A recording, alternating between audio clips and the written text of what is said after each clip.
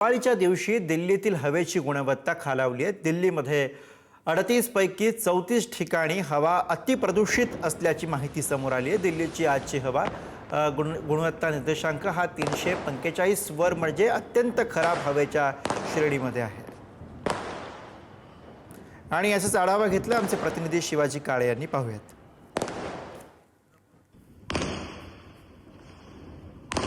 राजधानीमधील दिल्लीतील हवेची गुणवत्ता अत्यंत खालच्या पातळीवरती गेलेली आहे।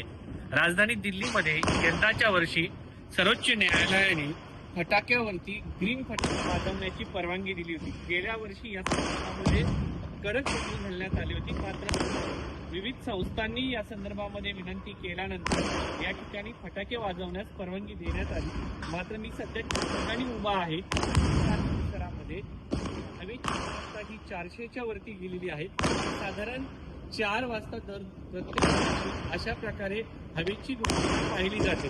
राजधानी दिल्लीमधील आजच्या हवेची गुणवत्तेपैकी जर साधारण 38 पैकी 34 ठिकाणी हवा ही सर्वसामान्य हवेपेक्षा अत्यंत